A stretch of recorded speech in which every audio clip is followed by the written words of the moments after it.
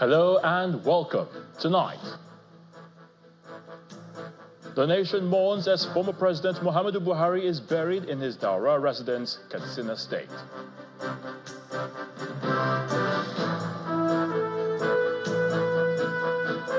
President Bola Tinubu leads members of the Federal Executive Council, governors, past and present, service chiefs and foreign leaders to receive Muhammadu Buhari at colorful ceremony at the Umaru Musa Yar'Adua Airport in Katsina State. A potpourri of accolades sends off former President Muhammadu Buhari with tributes painting the story of a leader whose name is etched in Nigeria's history books.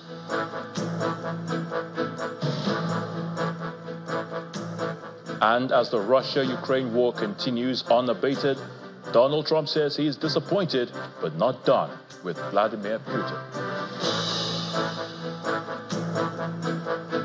In On Business, renowned economist Bismarck Rwani says Nigeria's economy could have been better if late former President Muhammadu Buhari sped up reforms during his 8 years in office. On sports news tonight, 9-time African champion Super Falcons of Nigeria say they are prepared for a revenge mission against Zambia in the quarterfinal of the Women's African Cup of Nations. And from the nation's capital, calm returns to the Lamurde local government area of Adamawa State after a communal clash between two neighboring communities.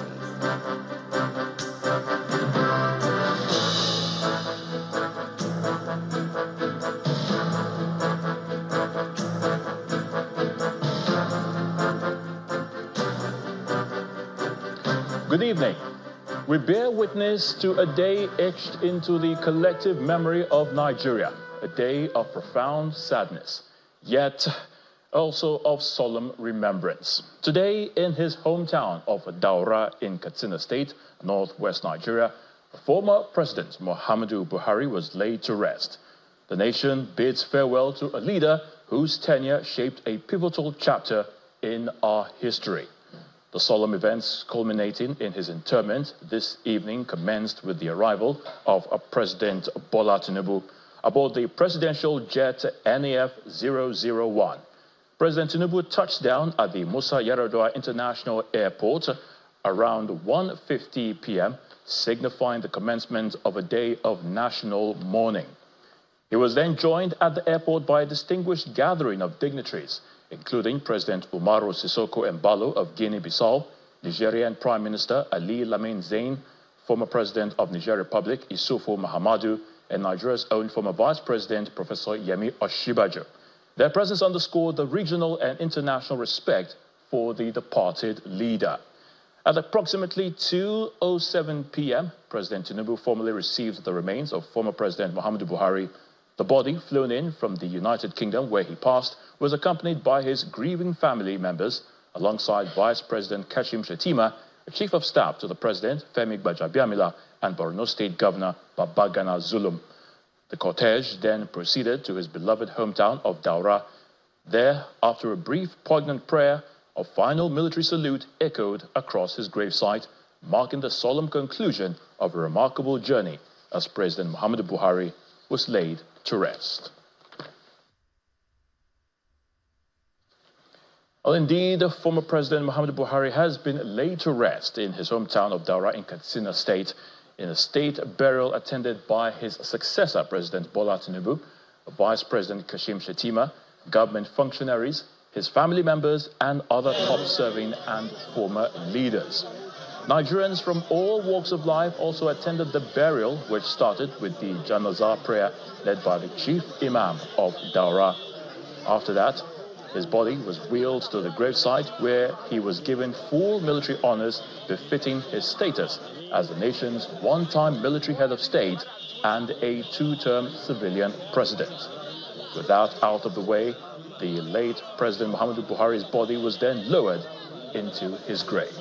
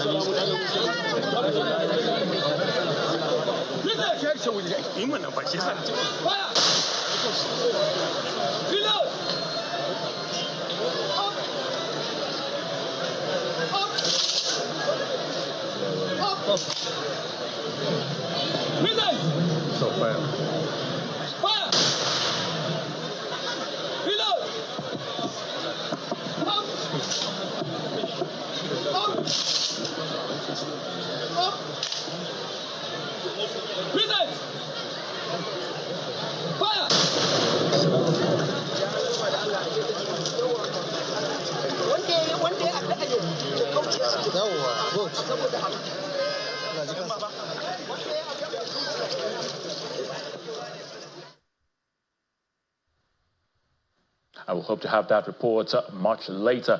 Meanwhile, earlier in the day, the late President Muhammadu Buhari's remains had arrived in Katsina en route to Daura for his burial after a solemn military farewell.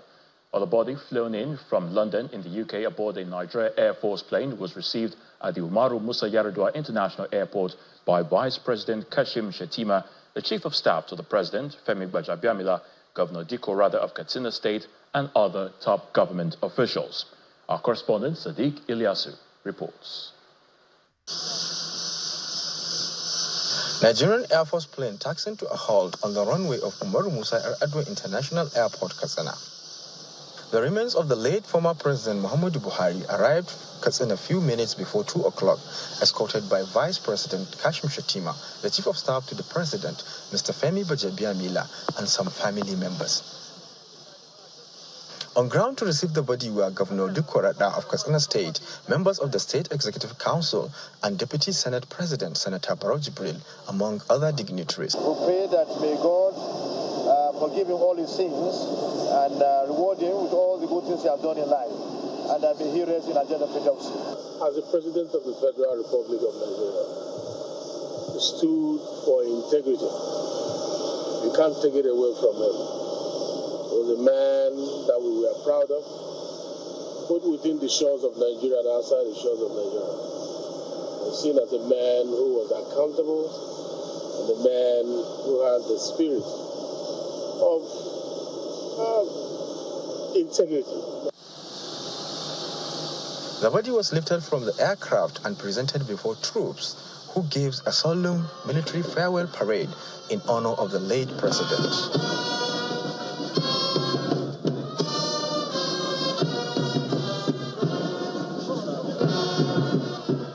We pray to God Almighty to grant him Jannatul Firdaus. May his soul rest in perfect peace. Well, I mean, he was a leader that had a foresight and was able to do so much for the country through his transformation agenda when he was president and even when he was head of state in Nigeria. So we're going to miss him. We are glad that he has lived a good life. We are glad that some of those ideals that he has laid behind will continue. We also call on the younger ones to emulate some of those good qualities of former President Muhammadu Buhari. May his soul rest in peace. After the ceremony, the coffin was placed in an ambulance which departed Katsina Airport around 3 p.m., heading for Daura, the hometown of the former president, for the final burial according to Islamic rites. Sadiq Ilyasu, Channels Television News. As tributes continue to pour in for former President Muhammadu Buhari, United Nations Deputy Secretary General Amina Mohammed has shared what it was like working with him and traits that stand him out. Speaking during our special coverage of the former president's burial, Mrs. Amina Mohammed, who worked with the late President Buhari as Minister of Environment, says his life and actions were guided by courage, conviction, and a willingness to serve. You know, he did the best he could with what he had. And he did a lot of delegation. And I think it was up to us to deliver. He was the leader, but we were the team. And I think that, you know, we have to take collective responsibility for any of the criticisms that come at him. They were ours also. He succeeded, we succeeded. He didn't do as well as people expected. And you know, we are 240 million Nigerians. You know, we have to understand we'll never get it all right. Only God is perfect. This is an officer and a gentleman who went through from military rule to a democracy. He dropped his uniform and he embraced democracy. I don't think he was always comfortable with politics, but what he did was try and try and try again. He believed in the rule of law, and he believed in a system that even if it was imperfect, he would keep trying until he got to where he needed to get to. And it was God's will that he would be the president at the time he was. But I want people to remember that, before he got there, it was not just overnight. It was a struggle. And so therefore, the struggle of Nigeria is what I think he leaves, is that you don't give up on this country. It's the only one you have. And it is not perfect, but it's up to us to do that nation building. And he was, yes, sometimes very excited and looked to see the potentials and pushed us. But he was also at times disappointed in our responses in terms of, what were we going to do? Were we ready to go that last mile? And I think that that's what we have to think about, is that he gave it his all. Whenever he was asked to serve, he served. And we have to think about that. To serve is not an easy thing to do. It is a sacrifice, enormous sacrifice to his wife, to his children, to his family, and to his lifestyle. Because remember, he was also not a person who was always out there. He was very much one that kept his own counsel and a very small, gathering of trusted friends and family. So many sacrifices. It is a long haul, believing in the rule of law. And last but not least, he stood for the courage of his conviction. I didn't see him ever waver in the time that I had the honor of knowing him and serving him and serving the country. He really stuck to the courage of his convictions. And that is exactly that, courage and conviction. Also, former Deputy National Chairman of the People's Democratic Party, the PDP, Chief Olabode George, has been speaking on the contributions of late former President Muhammadu Buhari and his experience with the late president. The former military administrator of Ondo State said the tenure of President Buhari had its ups and downs, acknowledging that there are things that were done the way they should be done, but also gave the late Nigerian leader credit on other areas, particularly some reforms in the electoral process. He bought a modern equipment for our electoral process. That no matter how you write the history of this country, his name will remain golden in that line. But what did we do with it again? We messed it up. On the D-Day, the 8th hour, he had a glitch. And in memory of Oga, he must have thought, look, that would have helped the electoral process and remove the shenanigan that we've been going through for years. That we will not forget. We will miss him. Yeah. He always calls me a rascal, but we will miss him. Meanwhile, the former presidential aide, Femi Adesina, recounts the disciplinary and honest nature of late President Buhari, as he believes that if the late president was treated in Nigeria, considering some lacking healthcare expertise, he probably would have been dead a long time ago. He was just a simple person, very, very simple, straight, honest, accountable, disciplined. I've never seen a man more disciplined than President Muhammadu Buhari. And these were the things that attracted me to him. He always had his medicals in London, even when he was not in office. So it was not about the time he was president alone. He had always had it in London. And then you have to be alive first to get certain things changed or corrected in your country. If he had said, I'll do my medicals in Nigeria just as a show-off or something, he could have long been dead, because there may not be the expertise needed in the country. But he needed to be alive to be able to lead the country to a point where we will have that expertise. So, in part two, after the break, there's more on the death of President Muhammadu Buhari, this time outside our shores, as the Mayor of London, Sadiq Khan, described his passing as a sad one for the nation. Please stay with us.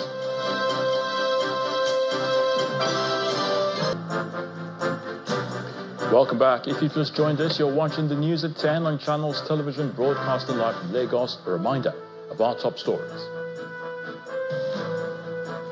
The nation mourns as former President Muhammadu Buhari is buried in his Daura residence of Katsina State. President Bola Tinubu leads members of the Federal Executive Council. Governors, past and present, service chiefs and foreign leaders received Muhammadu Buhari at a colorful ceremony at the Umaru Musa Yar'Adua Airport in Katsina State. A potpourri of accolades sends off former President Muhammadu Buhari with tributes painting the story of a leader whose name is etched in Nigeria's history books.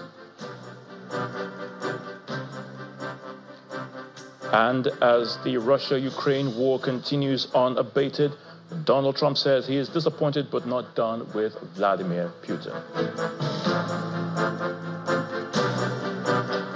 Of course, it's been a day of grief and solemn remembrance as we take you back to former President Muhammadu Buhari's Daura hometown, where our correspondent Larry Lasisi reports on the burial of the former president.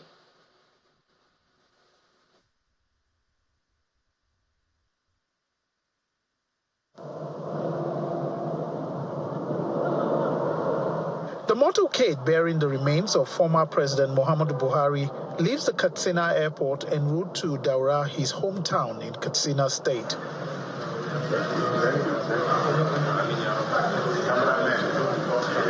President Bola Tinubu leads the dignitaries attending the funeral in Daura.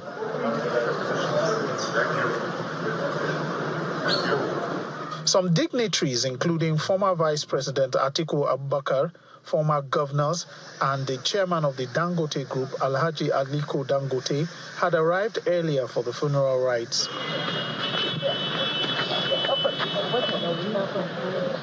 At the residence of the former Nigerian leader, relatives, including his daughter, could not hold back tears, while some residents of Daura offer prayers for the deceased.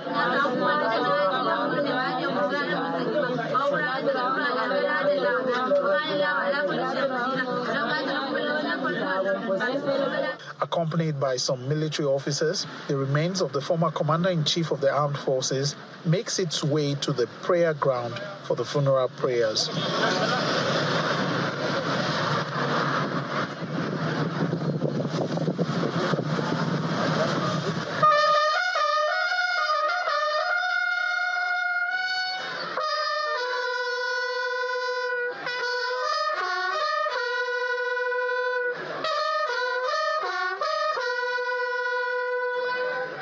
It was a combination of military and Islamic rites as the motorcade makes its way to the residence of the former president for the final interment ceremony.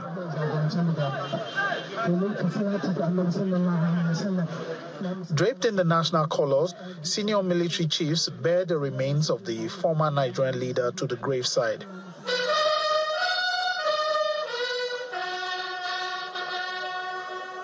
Governor Diko Rada of Katsina State is inconsolable as he joins the son of the former president and the military leadership at the graveside.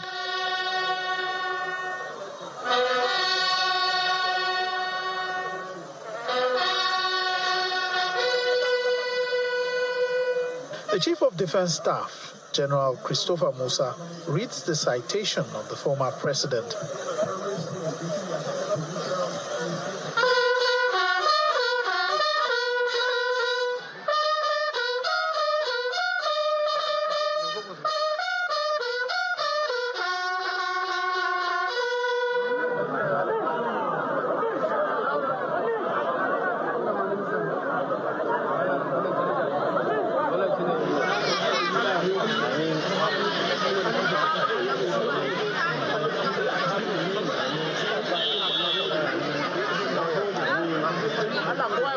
The burial is conducted according to Islamic rites, led by the Imam of the Central Mosque in Daura, Sheikh Salisu Rabiu.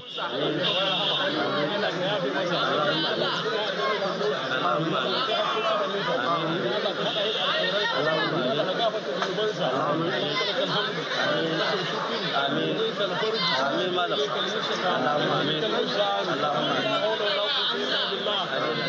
body is interned at 5:50 p.m.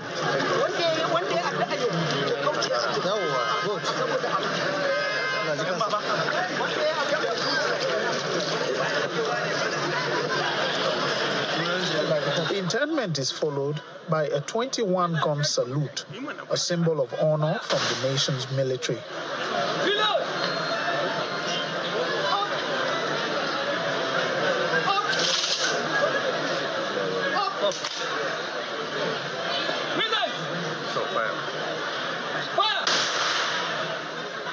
From Daura, Katsina State, Lanre Lasese, Channels Television News. There's more reactions, and this time Professor Pata Tomi, a long-time associate of the late former President Muhammadu Buhari and a former supporter of his presidential bid, has praised President Buhari's personal principles and his strong resolve to address Nigeria's socio-economic issues, though he criticized his approach to managing the economy. The political economist says his trust on people and choice of selection into sensitive positions could have affected the implementation of his economic policies. Professor Tomi spoke on Channels Television during a special program dedicated to the late president. In my view, there were obviously a number of things. First and foremost, as many people have said, he wasn't a hands-on kind of a manager.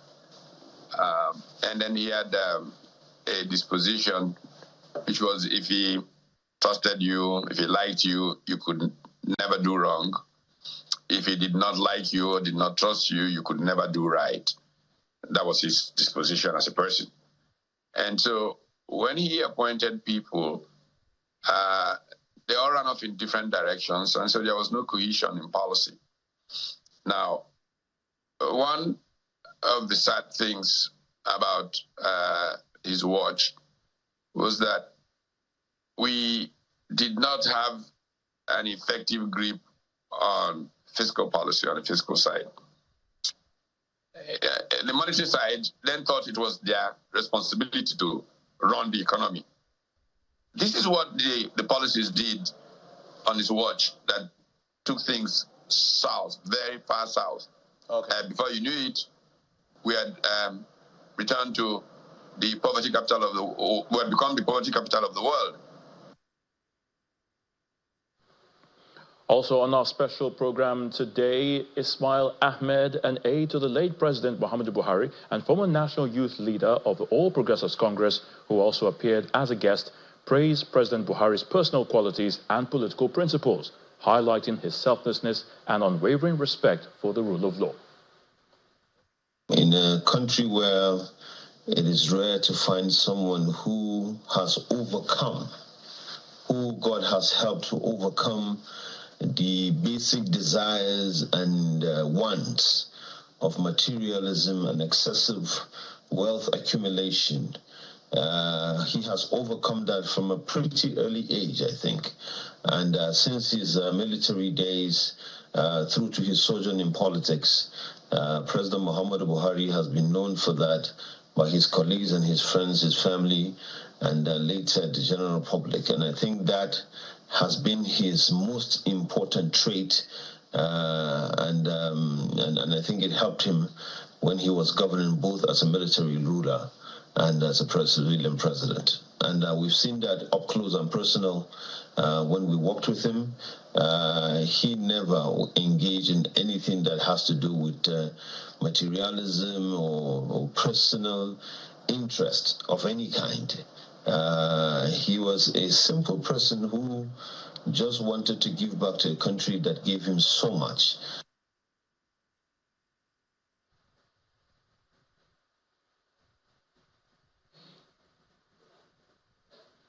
Kano State Governor Abba Yusuf also had his reactions for the late former President Muhammadu Buhari, and he said he had done a lot for the people of the country, having implemented many policies that positively affected the masses. The governor stated this in an interview with Channels Television during the funeral procession of the late president. According to him, having served as both as a military head of state and a civilian president, former President Muhammadu Buhari deserves prayers from the people of the country for being among one of the best presidents. And General Buhari has done his best for the country. He has held so many positions in the country as a military leader, as a military ruler, as a civilian. And one can only pray for his gentle soul to rest in Jannatul Firdausi. And I would like to see the opportunity on behalf of myself, on behalf of the government, on behalf of the good people of Kano State, to extend my wholehearted condolence to his family, to his immediate associates, also to the President of the Federal Republic of Nigeria, and then to the entire Muslim Ummah and the nation at large. This is a great loss which cannot be replaced. So we only pray that he rests in Jannatul Firdaus. That's the only thing. That he has done his best for the country. Thank you very much. Mayor of London Sadiq Khan says the death of former Nigerian President Muhammadu Buhari is indeed a sad one for the nation. During an interview with Channels Television, Mr. Khan expressed his condolences to the Buhari family and to the country. Now, the London mayor, who is on his first visit to Africa and Nigeria being his first stop, as he leads a delegation of 26 business people looking to solidify business and trade relations in the country. I was on the plane when I heard the news that, ex-President Buhari had passed away. My thoughts and prayers are with his family and his friends.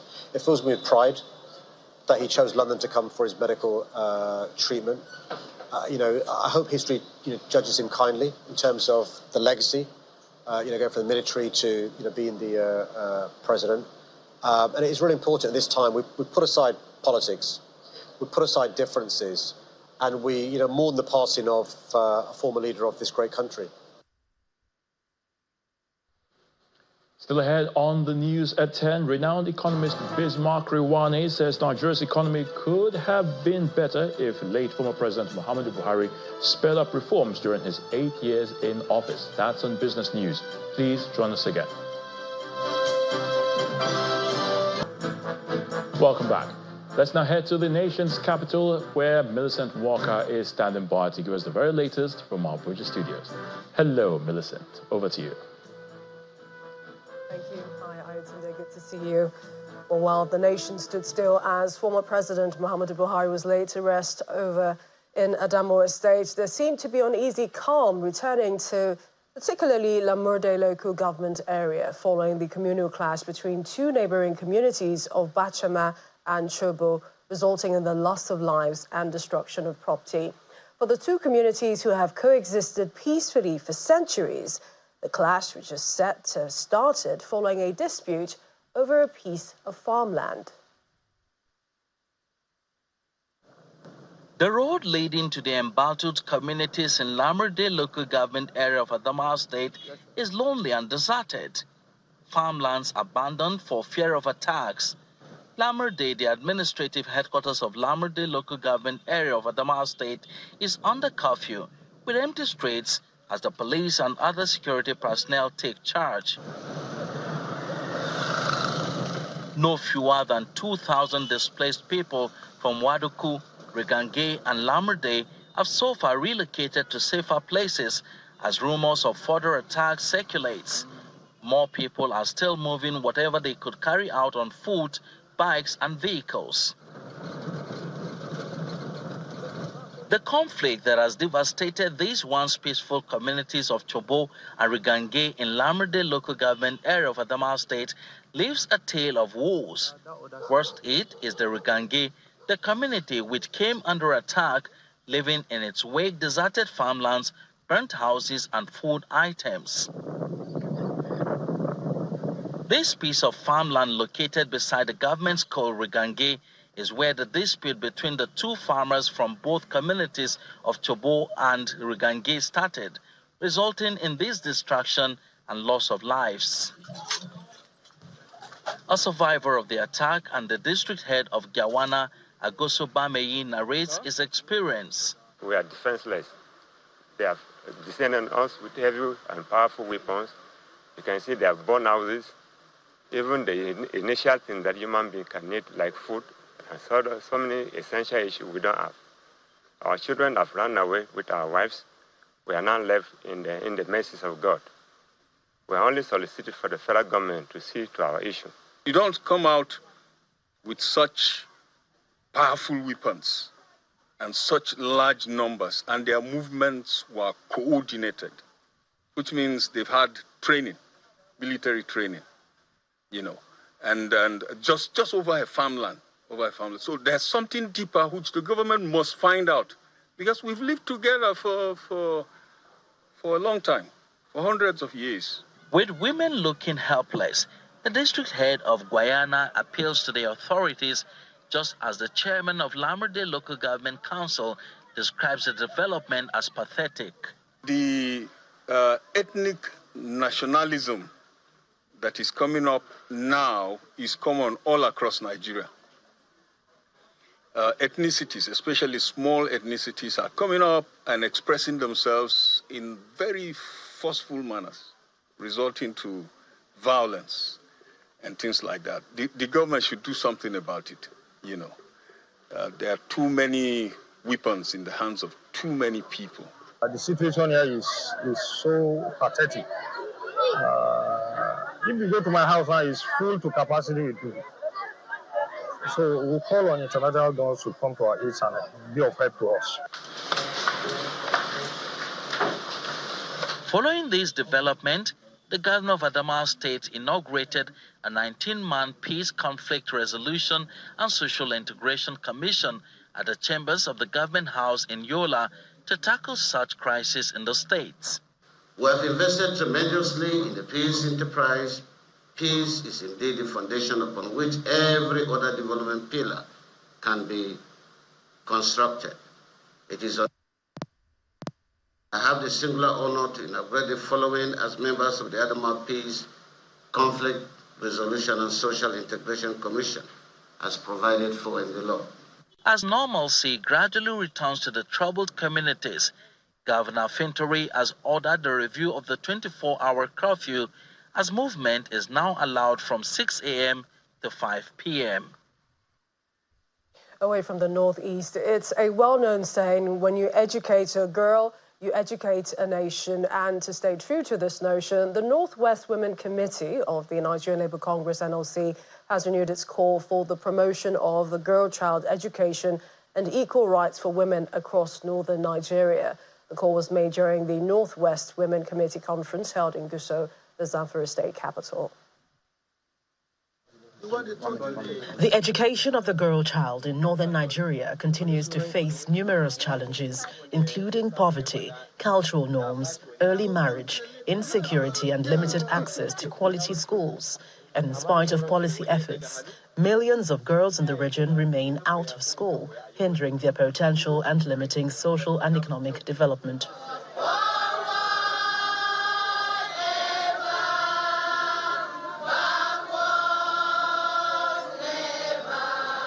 Against this backdrop, the chairperson of the NLC Northwest Women Committee, Comrade Martha Banki, is championing a renewed campaign for the education and empowerment of girls and women in the region. If you know that I deserve to be in this very seat, I beg of you, allow me to also exhibit my potential. Allow me to prove to the society that I can do better. Allow me to also go around and prove that, yes, a woman is also in a better position to deliver to the society. It is indeed a true saying. When you educate a girl, you educate a nation. In a paper presented at the conference, the Zamfara State Coordinator of the Adolescent Girls Initiative for Learning and Empowerment outlines the far-reaching benefits of investing in girl-child education. Zamfara State stands to gain enormously from investing in girl-child education. It will also promote gender equality, enhance leveling playing ground and field for both boys and girls. The Zamfara State Governor, Dauda Lawal, represented by the head of service, pledged continued support for civil servants, especially in the area of their welfare. Payment of backlogs of 3 months civil servant salaries inherited from the previous administration. Constant payment of salaries to civil servants at the 20th of every month. Payment of 13 months' salary end of the year. For the first time in the history of the state, the appointment of permanent secretaries was made based on merit. Stakeholders at the event are united on the need for stronger partnerships, increased government investment, and grassroots advocacy to ensure every girl child in northern Nigeria has access to quality education and a future full of opportunities. And that's it from the nation's capitals. Back now to Ayotunde for more on the news at 10. Thank you so much, Millicent. The IGO has launched its Learning for Life program aimed at providing business and hospitality skills to individuals, particularly those facing barriers to education and employment in Lagos. The program, which focuses on increasing employability and improving livelihoods, will have 250 young Nigerians given free training to enable them thrive within the hospitality sector. The company says it appreciates the support from government and other private bodies and looks forward to upscaling the reach of the program. This event kickstarts what is expected to empower 250 young Nigerians as Diageo launches the Learning for Life program in Lagos. The General Manager, Diageo Africa, Partner Markets and India, says the launch of this empowerment scheme will bridge the gap between opportunities and eager individuals and support them through a thriving hospitality sector. A program designed to break down barriers for young people who have the potential, but not always the opportunity to thrive. It's not a charity initiative. It's a pathway to purpose, one that equips youth with the real-world skills, hands-on experience, and opportunities they need to build meaningful careers. Learning for Life emphasizes inclusivity as participants will be exposed to sector-specific hands-on training. And for the government, this initiative is a shining example of what can be achieved through public-private partnership. Since its inception in 2008, Learning for Life has transformed countless lives worldwide.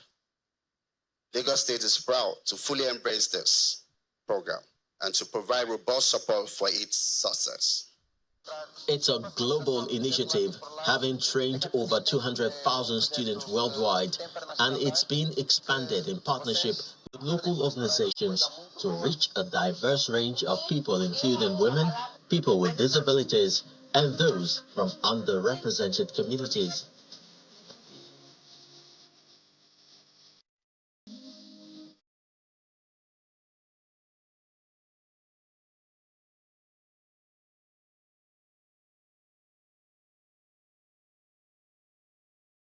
We'll be telling you we're going to 1,000, 2,000. More importantly, we'll be showing you the graduates, and they will tell their own stories of how, this small little event today has amplified the opportunities for them. With the support of all our partners, we've built a good platform now. We start with the first batch, and then the idea is that we just keep scaling it to different parts of Nigeria. All the communities in Nigeria should benefit it, not just Lagos, and we will plan to do that in the future.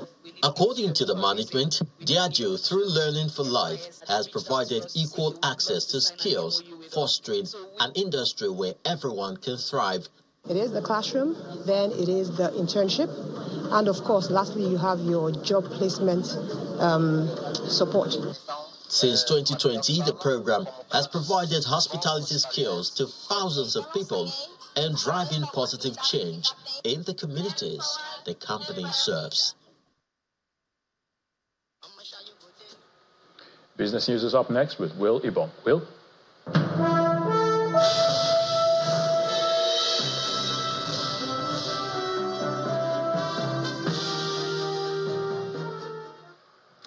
Thank you, Ayotunde. Now, as tributes continue to pour in from around the world over the death of former President General Muhammadu Buhari, renowned economist and CEO of financial derivatives company, Mr. Bismarck Ruwani, says the late former leader had good intentions to revive the economy, but was slow to implement the reforms.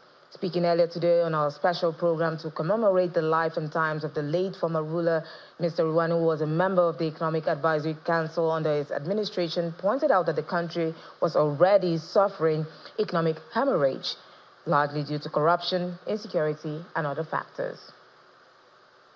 Everybody saw it took him 6 months to appoint a cabinet. He was very scared of reform. He had a phobia for reform based on his antecedents when he was in the military. So he was very, very cautious, and many times too cautious.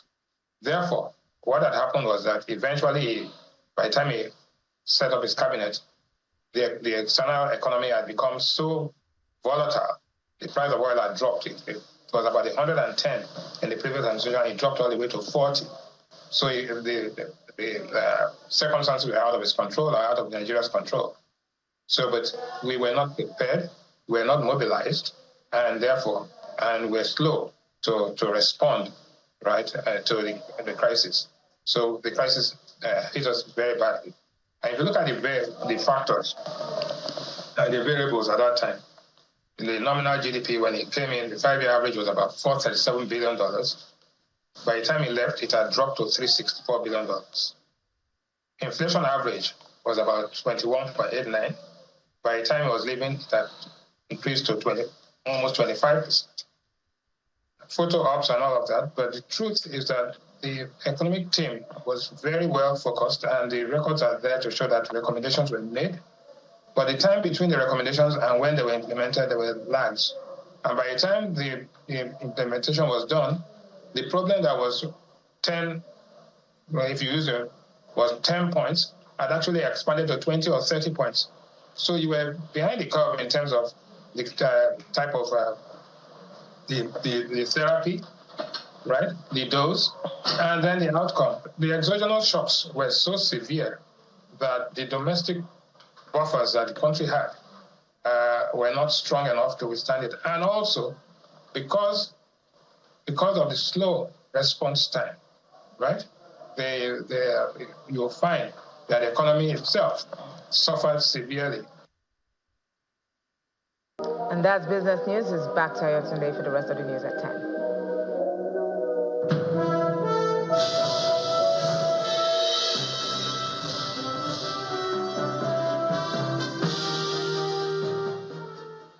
Many thanks, Will. Or just before our international news from our London studio, there's more condolences, this time from Saudi Arabia, where the country's top leadership is extending its solace to the government and people of Nigeria.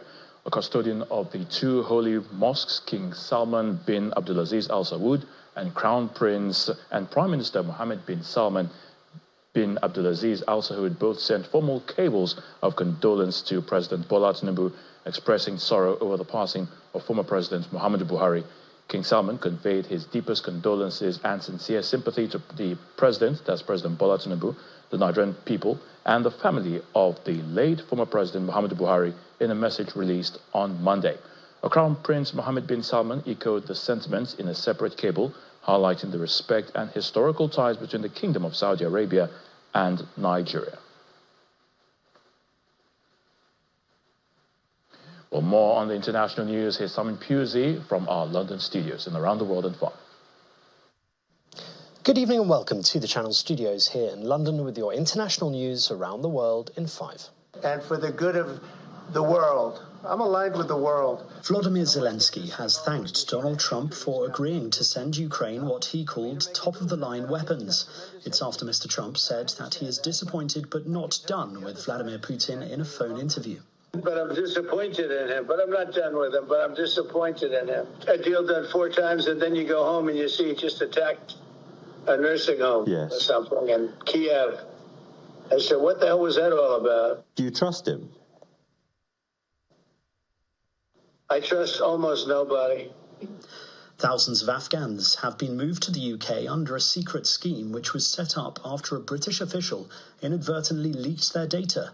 In February 2022, the personal details of nearly 19,000 people who had applied to move to the UK after the Taliban seized power in Afghanistan were leaked. The The scheme has seen 4,500 Afghans arrive in the UK, with a further 600 people and their immediate families still to arrive. The existence of the leak and relocation scheme were kept secret for more than 3 years after the government obtained a super injunction. This official mistakenly believed that they were sending the names of 150 applicants. However, the spreadsheet in fact contained personal information associated to 18,714 Afghans who had applied either to the ex gratia or the Arat scheme on or before the 7th of January 2022. It contained names and contact details of applicants and, in some instances, information relating to applicants' family members. And in a small number of cases, Mr. Speaker, the names of members of Parliament, senior military officers and government officials were noted as supporting the application. Israel says it has bombed Syrian government forces around Suwaida as they entered the predominantly Druze city following 2 days of deadly clashes between Druze militias and Bedouin tribes. Around 100 people have reportedly been killed since the fighting erupted on Sunday. Syria's defense minister announced a ceasefire in Suwaida on Tuesday morning, saying an agreement had been reached with local dignitaries for security forces to deploy there.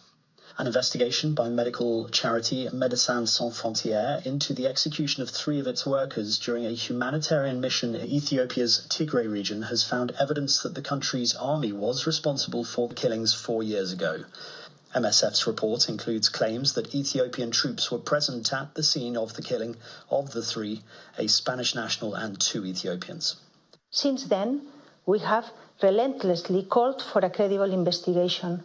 We have held countless meetings with all relevant actors, including the Ethiopian authorities. We have shared our findings, but for 4 years later, we still have no answers. We can only conclude that there is no political will to shed light on these murders. That is why today, in the absence of an official account, we are publishing our own internal review. The Australian government has won a landmark climate case against residents of islands under siege from the impacts of climate change. In 2021, the community elders Pabai Pabai and Paul Kabai launched legal action against the then Liberal government for breaching its duty of care to protect the Torres Strait Islands from the impacts of climate change. But a federal court dismissed the case and said climate policy was a matter for Parliament, not the courts. Fauja Singh, a British Indian man believed to be the world's oldest marathon runner, has died after being hit by a car in India at the age of 114. Police say Singh was crossing a road in the village where he was born in Punjab when an unidentified vehicle hit him. Locals took him to hospital where he died. Singh, a global icon, set records by running marathons across multiple age categories, including when he was over 100. He began running at 89 and ran 9 full marathons between 2000 and 2013. And unreleased music by Beyoncé was among several items stolen from a vehicle in Atlanta just days before the singer's 4-night tour stop in the city. Hard drives containing the unreleased songs, show plans, and past and future set lists for her tour were among the items stolen from a rental car used by the singer's choreographer. The theft occurred 2 days before Beyoncé's first Atlanta performance. And that's your international news around the world in 5. Now back to the Channel studios in Lagos.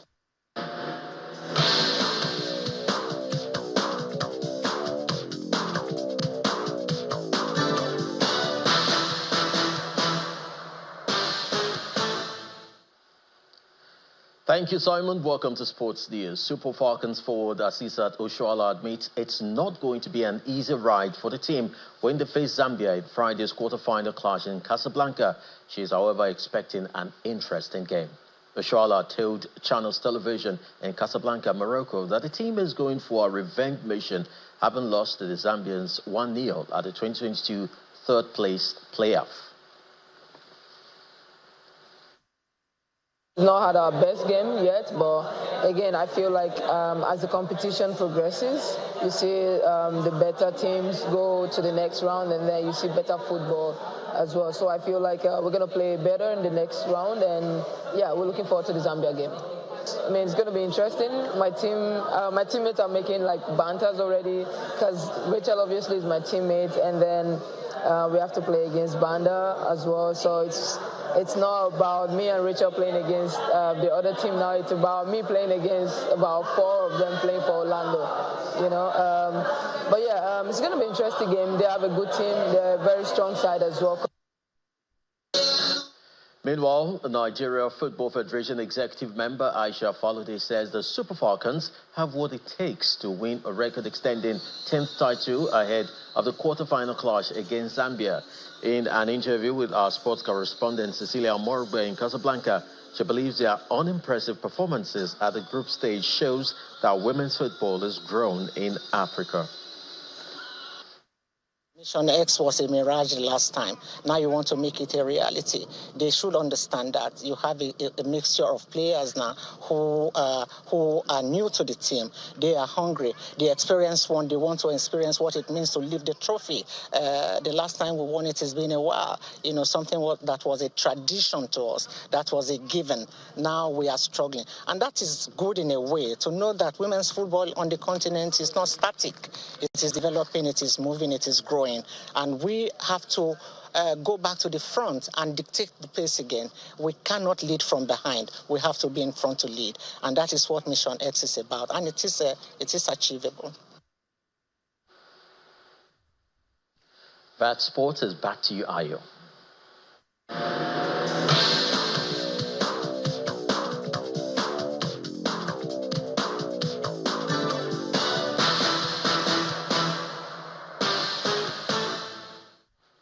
Many thanks, Chris. And the main news again.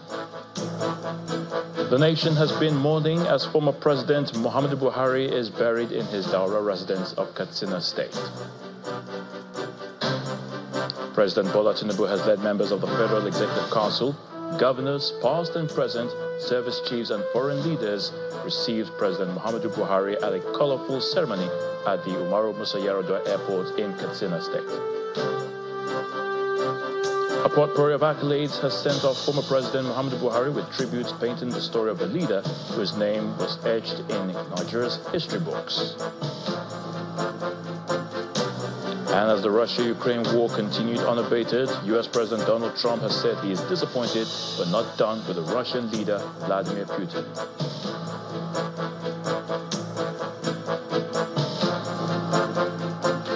That's the news at 10 tonight. Thank you so much for watching. I'm Ayotunde Balogun. Good night.